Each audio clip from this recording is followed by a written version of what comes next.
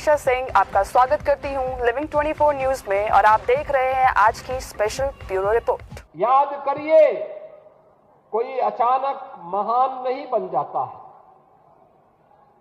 महानता के लिए उस प्रकार के दिव्य गुणों को अपने अंदर आत्मसात करने की सामर्थ्य भी होनी चाहिए।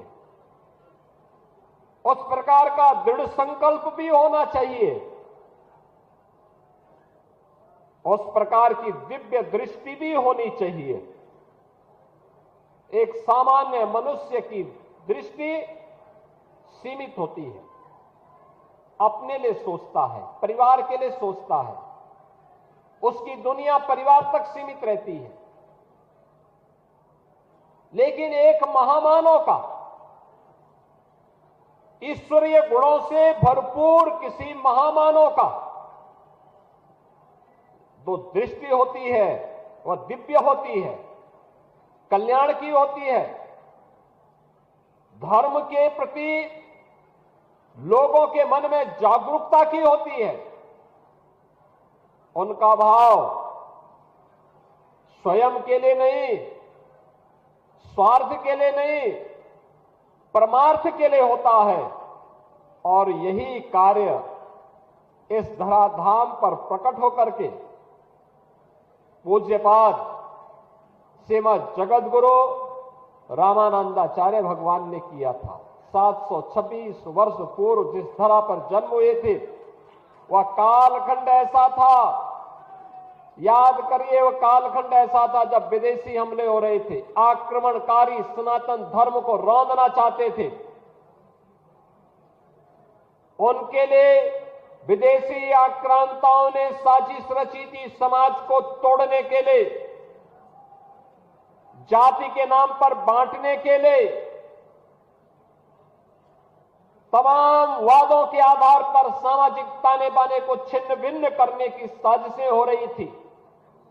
और याद करिए, उस समय सबसे पहले मत और संप्रदायों को एकजुट करने का आह्वान उस समय उन्होंने कहा था कि सर्वे प्रपत्तेरधिकारिणो मता,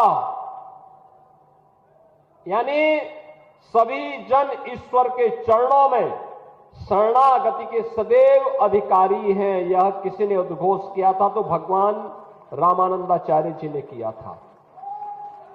उन्होंने कहा, ये मत और संप्रदाय के आधार पर मत बंटो। उन्होंने कहा, ईश्वर की शरणागति लेने का अधिकार तो हर मनुष्य को है।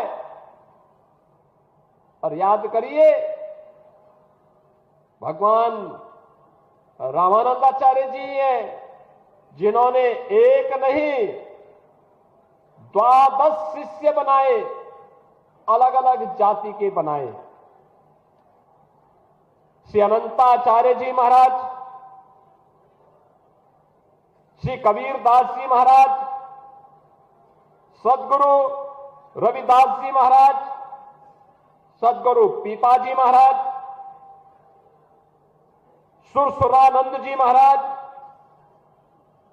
स्वामी सुखानंद जी महाराज, स्वामी नरहरियानंद जी महाराज, स्वामी योगानंद जी महाराज, स्वामी भावानंद जी महाराज, श्री धन्ना जी, श्री सेन जी, श्री गलवानंद जी, ये सभी 12 शिष्य भगवान रामानंदाचार्य जी ने उस समय के समाज को जोड़ने के लिए बनाया।